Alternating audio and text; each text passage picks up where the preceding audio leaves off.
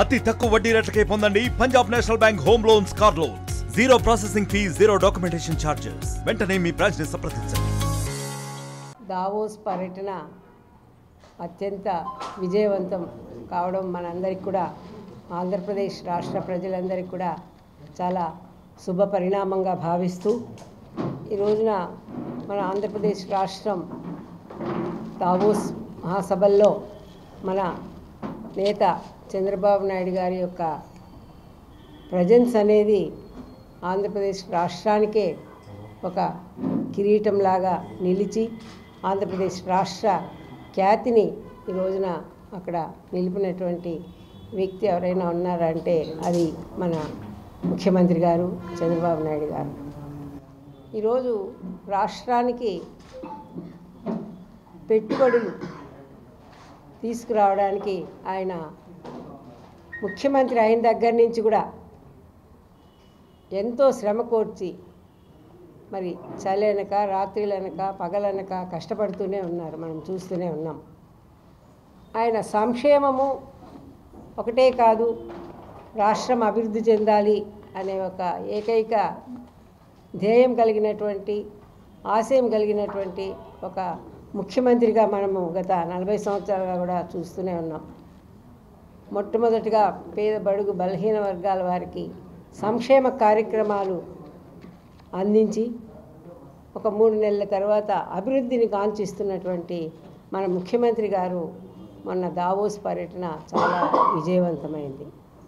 మనం చూసాము, వచ్చిన వెంటనే మొట్టమొదటి సంతకాలే మన పేద ప్రజల కోసం అన్నా క్యాంటీన్లు తెరవడం కానివ్వండి, పెన్షన్లు 4,000 చేసినటువంటి పెన్షన్ని 1వ తేదీనే వారికి పంపిణీ చేయడం కానివ్వండి, అదేవిధంగా మరి ఈ రోజున దీపం పథకం కింద గ్యాస్ ఉచితంగా ఇస్తానన్నటువంటి 3 సిలిండర్లు, మొట్టమొదటి సిలిండరు మహిళలకు దీపావళి రోజున దీపం 2 పథకం కింద చేయడం కానివ్వండి, అదేవిధంగా ఈ రోజున ఎన్నో సంక్షేమ కార్యక్రమాలు కూడా ప్రజలకు అందుబాటులోకి తీసుకొచ్చి ఈ రోజున ప్రజల్ని సంతోషంగా, ఒక మనశ్శాంతిగా ఈ రాష్ట్రంలో ఉన్నటువంటి ప్రజలంతా కూడా కోరుకున్నటువంటి ఈ కూటమి ప్రభుత్వంలో ఈరోజు సంతోషంగా సుఖశాంతులతో ఉన్నారంటే అది అతిశయోక్తి కాదు. ఈ విధంగా మనం చూసాము, గత ప్రభుత్వంలో పారిశ్రామిక రంగం అనేది అసలు కుంటుబడి, మరి అభివృద్ధే లేకుండా మన ఆంధ్రప్రదేశ్ రాష్ట్రం అట్టడుగున వెళ్ళిపోవడం, మనమంతా ర్యాంకుల్లో కూడా అట్టడుగుకు వెళ్ళిపోవడం కూడా మనమంతా చూసాం. కానీ ఈరోజు మరి మనం చూసాము, దావోస్కు మన ముఖ్యమంత్రిగా చంద్రబాబు నాయుడు గారు, అదేవిధంగా విద్యామంత్రిగా ఉన్నటువంటి మన నారా లోకేష్ బాబు గారు కూడా తెలుగుదేశం పార్టీ ప్రధాన కార్యదర్శిగా కూడా నిర్వర్తిస్తూ వారి ఇరువురు కూడా వెళ్ళి అక్కడ మరి రేయింబవళ్ళు కష్టపడ్డారు, అన్ని మీటింగులకు వెళ్ళారు. మన ఆంధ్రప్రదేశ్ రాష్ట్రం తరఫున రిప్రజెంట్ చేస్తూ మరి అన్ని రాష్ట్రాల నాయకులు వాళ్ళ యొక్క రాష్ట్రం గురించి వాళ్ళు మరి పాటుపడితే, మన ముఖ్యమంత్రి గారు రాష్ట్రం ఒకటే కాదు దేశానికి అన్ని విధాలు కూడా మేలు చేకూరే విధంగా కూడా పారిశ్రామిక రంగాన్ని అభివృద్ధి చేస్తేనే మరి రాష్ట్ర అభివృద్ధి కానీ దేశాభివృద్ధి కానీ మనము చూస్తాము అనే ఒక ముఖ్య ఉద్దేశంతో ఆ విధంగా మరి దేశానికి కూడా ఉపయోగపడేటువంటి పరిశ్రమలను, పారిశ్రామిక రంగాన్ని అభివృద్ధి చేయడానికి మన ముఖ్యమంత్రి గారు దేశం కోసం కూడా కష్టపడ్డారు అంటే దాంట్లో అతిశయోక్తి లేదు. ఈ విధంగా మరి మనము 20 లక్షల ఉద్యోగాలు కల్పించాలని మరి అతి ప్రతిష్టాత్మకంగా చేపట్టినటువంటి నారా లోకేష్ బాబు గారి యువగళంలో ఇచ్చినటువంటి మాటను నిలబెట్టుకోవడానికి కూడా ఈ రోజున దావోస్ వెళ్ళి మరి అక్కడ ఉన్నటువంటి పారిశ్రామికవేత్తలతో మాట్లాడి మరి వాళ్ళందరినీ కూడా ఆంధ్రప్రదేశ్కి రండి, మీకు ఆంధ్రప్రదేశ్ అనేది ఒక స్వర్గధామం పరిశ్రమలు పెట్టడానికి అని చెప్పి వాళ్ళకంతా కూడా అన్ని సదుపాయాలు కూడా ఆంధ్రప్రదేశ్ రాష్ట్రంలో ఏమి కల్పించబోతున్నాం, ఏమి ఉన్నాయని కూడా విశదీకరించి వాళ్ళందరినీ కూడా అట్రాక్ట్ చేసినటువంటి మన నారా లోకేష్ బాబు గారు కూడా ఎంతో శ్రమ కూర్చి 20 లక్షల ఉద్యోగాలు తప్పకుండా ఈ 5 సంవత్సరాల్లో మన యువతకి, నిరుద్యోగ యువతకి కల్పించాలని ఆయన మరి యువగళం సందర్భంగా హామీలు ఇచ్చి రాష్ట్రమంతా కూడా పర్యటించి ఈ రోజున 2 సంవత్సరాలు కావస్తుంది. యువగళంతోనే మరి తెలుగుదేశం పార్టీ ఆ రోజున బలోపేతం కావడం కానివ్వండి, 1 సైడెడ్గా 164 సీట్స్ రావడం కూడా మరి యువగళము ముఖ్యమైన పాత్ర పోషించింది అనే దాంట్లో ఎలాంటి సందేహం లేదు.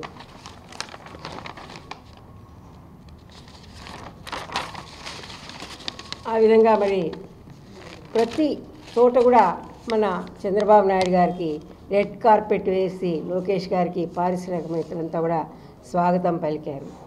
అపారమైనటువంటి వనరులు, మౌలిక సదుపాయాలు, అత్యుత్తమ పాలసీల గురించి కూడా పారిశ్రామికవేత్తలకు వివరించి పెట్టుబడులు పెట్టేందుకు ఆంధ్రప్రదేశ్ అనువైన రాష్ట్రమని, స్వర్గధామమని కూడా వాళ్ళు నిరూపించగలిగారు.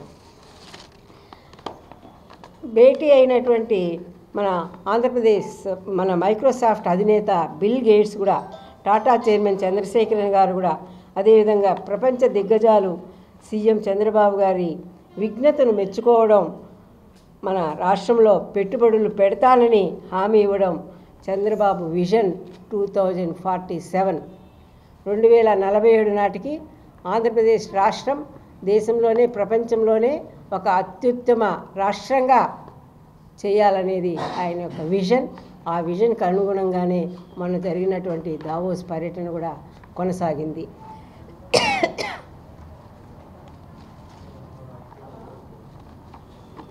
ఆ విధంగా మరి దావోస్లో చంద్రబాబు గారు, లోకేష్ బాబు గారు కలిసి మరి ఏవేవి పరిశ్రమలు తీసుకొచ్చారంటే అన్నీ కూడా దాదాపు ఒక 50 మందితో కలిసి, 50 పారిశ్రామిక దిగ్గజాలతో కలిసి వాళ్ళకు ఉన్నటువంటి అన్నింటిని కూడా తీసుకురావడం జరిగింది. ఆ విధంగా Tata consultancy, Lulu, Unity Mall, Godrej, Brookfield, BPCL, HCL, Foxconn mega city, Jairaj, Apollo university, Google YouTube academy, XLRI, శ్రీ సిటీలో మన చిత్తూరు జిల్లాలో అయితే దాదాపు 6 ప్రాజెక్ట్స్ తీసుకురావడం జరుగుతుంది. 6 ప్రాజెక్ట్స్లో 2740 మందికి ఉద్యోగాలు కల్పించడం అవుతుంది. 900 కోట్లని ఇన్వెస్ట్ చేయడం జరుగుతుంది మన చిత్తూరు జిల్లా శ్రీ సిటీలో. ఆ విధంగా మరొక 5 ప్రాజెక్ట్స్ 1213 కోట్ల రూపాయలతో దాదాపు 4000 మందికి ఉద్యోగ అవకాశాలు కల్పించే విధంగా కూడా తీసుకురావడం జరుగుతుంది. అదేవిధంగా substrate manufacturing, Airbus, Andhra papers, Celkon, Indian design garments, మోక్లిక్స్, వర్మిరాల్, VinFast, Tata, 3F oil foam, Reliance industries, biogas, అదేవిధంగా ఆదిత్య మిటాల్, సెరెంటికా గ్లోబల్, దాదాపు 50 పారిశ్రామికవేత్తలంతా కూడా ఈ విధంగా కలవడం జరిగింది. Meta, NTPC, Arcelor Mittal Nippon, LG electronics, Kalyani strategic systems, Phillips carbon black, Azad India mobility, Allana group, channels play, టెక్నోడామ్, డిజీజీ గార్మెంట్స్, ఆశా గ్రీన్ ఎనర్జీ, రింకో అప్పల్ ఎరేపా infra, Hindustan petroleum, Indo solar, Johnson infra, JSW, Utkarsha limited, HPCL, ఇప్కో green energy, Srichakra limited, Vishwamudra limited. ఈ విధంగా దాదాపు 49 ఇండస్ట్రీల దిగ్గజాలతో కూడా మాట్లాడి మనకు ఆంధ్రప్రదేశ్ రాష్ట్రానికి వీటన్నిటిని కూడా మరి ఒకే రాష్ట్రంలో ఒకే చోట కాకుండా అన్ని జిల్లాలకు కూడా ప్రాతినిధ్యం వహించే విధంగా కూడా ఈ 50 ఫ్యాక్టరీలు కూడా తీసుకురావడానికి పారిశ్రామికవేత్తల్ని వాళ్ళంతా కూడా మాట్లాడి వాళ్ళందరినీ కూడా ఇన్వైట్ చేసి వాళ్ళందరూ కూడా వచ్చేదానికి సుముఖం వ్యక్తం చేసినట్టుగా కూడా మొన్న దావోస్ పర్యటనలో మనకు తెలియడం జరిగింది. ఈ విధంగా మరి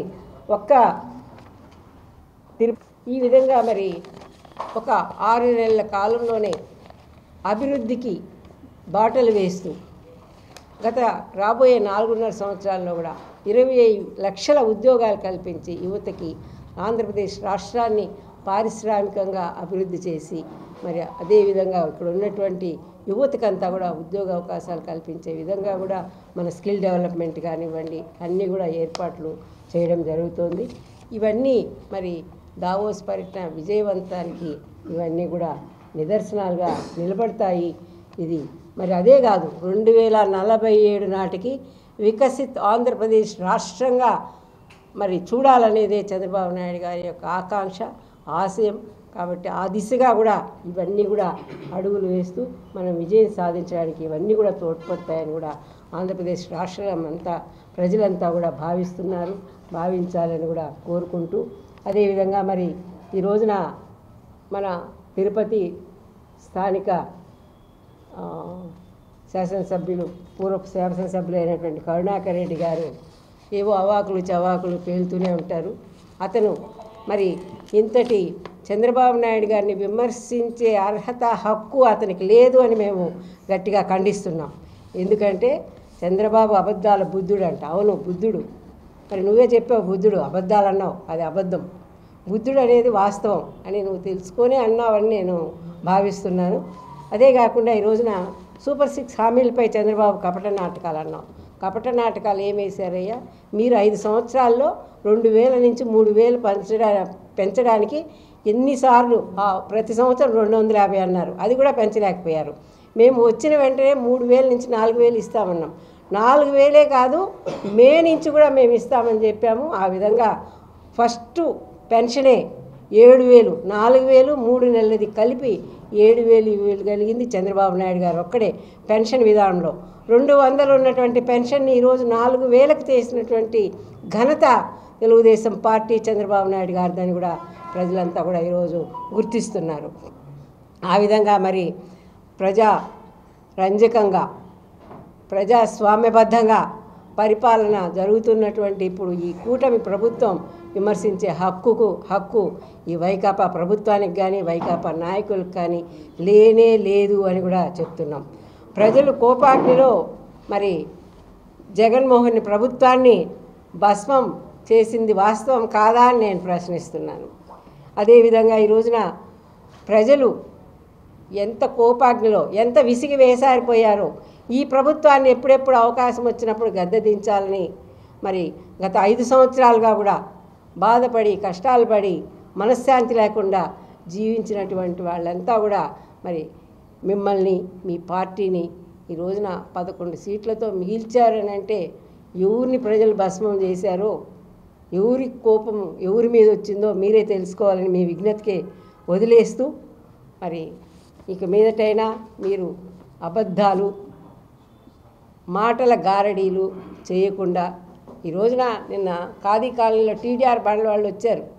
ఏం చేశారు మీరు? టీడీఆర్ బండ్లు 60 అడుగుల రోడ్డు 40 అడుగులు చేస్తాము, మీరంతా కూడా రోడ్డుకు సహకరించండి అన్నారు. సరే, ఏదో వాళ్ళ సంతోషంలో వీళ్ళు చెప్పినటువంటి మాటలకి మోసపోయి గత ప్రభుత్వంలో పోనీ 60 అడుగుల రోడ్డు నుంచి 40 అడుగులకి వేస్తారు, మనకేదో వాళ్ళు ఖాళీగా వదిలిన దాన్ని కూడా వీళ్ళు గిఫ్ట్ డీడ్లు ఇచ్చేశారు. మీకు వస్తాయని మీరు సొంత డబ్బులతో కట్టుకోండి కాంపౌండ్ వాళ్ళు అన్నారు. వాళ్ళంతా సొంత డబ్బులు పెట్టి కాంపౌండ్ కట్టారు. వాళ్ళకి ఈరోజు టీడీఆర్ బండ్లు ఎందుకని లేవు? వాళ్ళు ఆల్రెడీ వదిలి కట్టుకున్నారు మాస్టర్ ప్లాన్ ప్రకారం. ఇది మాస్టర్ ప్లాన్ ప్రకారం మీరు వదిలి కట్టుకున్నారు కదా, మీకెందుకు గిఫ్ట్ డీడ్లు, మీకెందుకు మేము కాంపెన్సేషన్ ఇస్తామని అడుగుతున్నారు ఈరోజు అధికారులు. అంటే రూల్స్ లేవు, పద్ధతి లేదు వాళ్ళ పరిపాలనలో అనేదానికి నిదర్శనం, ఒక చిన్న నిదర్శనం చెప్తున్నది. మరి అక్కడ ఉన్నటువంటి వాళ్ళంతా కూడా ఎడ్యుకేటెడ్ కాలనీ, అది ఖాదీ కాలనీ అనేది. అట్టా వాళ్ళని కూడా మీ మాటలతో మోసం చేసి అబద్ధాలు చెప్పి బురిడీ కొట్టించి ఈరోజు వాళ్ళంతా కూడా ఏడుస్తున్నారు. కాంపెన్సేషన్ ఇవ్వకపోగా, కాంపెన్సేషన్ ఒక్కరికి కూడా రాదు. ఈ ప్లాన్ అనేది 1978లో ఉంది మాస్టర్ ప్లాన్లో, 60 ఫీట్ రోడ్ అనేది. వీళ్ళు 40 అడుగుల రోడ్డు వేసేసి వాళ్ళు వదిలిన జాగా కూడా గిఫ్ట్ డీడ్ ఇచ్చేసి వీళ్ళు ఇష్టంగా వాళ్ళని మోసం చేసి ఓట్లు ఇచ్చుకొని గెలిచి 2019లో 2024లో మోసం చేశారు, వాళ్ళని అక్షరాల మోసం చేశారు. మరి ఇటువంటివన్నీ కూడా మీ అబద్ధాలకి, మీ మోసపూరిత, మీరు అనుకునిందే చట్టం, మీరు అనుకునిందే పని చేయడం, అంత తప్పనిచ్చి దానికి ఒక పద్ధతి ఉంటుంది, ఒక చట్టం ఉంది, ఒక రూల్స్ ఉన్నాయి, ఒక రాజ్యాంగం ఉంది అనేది ఏమీ లేదు. మనం చూసాం గత 5 సంవత్సరాలుగా కూడా. ఈ రోజున ప్రత్యక్ష సాక్షులు కాది కాలనీ వాళ్ళు, మీకు మీ అబద్ధాలకి మీ మోసపూరిత మాటలకి బలైపోయినటువంటి వాళ్ళు. అందరూ కూడా చదువుకున్న వాళ్ళే, అందరూ కూడా ఉద్యోగస్తులే. కానీ మీరు ఆ విధంగా వాళ్ళని మోసం చేసి అనవసరంగా ప్రజలందరినీ కూడా ఈ విధంగా తిరుపతిలో అయితే టీడీఆర్ బాండ్ల మోసం అనేది అత్యధికంగా జరిగింది. 4,000 కోట్ల రూపాయలు దోచేసుకోవడం జరిగింది.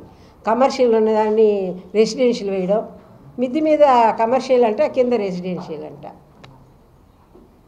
అట్లంతా కూడా మోసం చేసి ప్రజల్ని వాళ్ళకి కావాల్సిన వాళ్ళకి దోచిపెట్టి కాని వాళ్ళకి పాపము ఈ రోజున అన్యాయంగా ఆఫీసుల చుట్టూ తిరిగి ఏడుస్తున్నారు.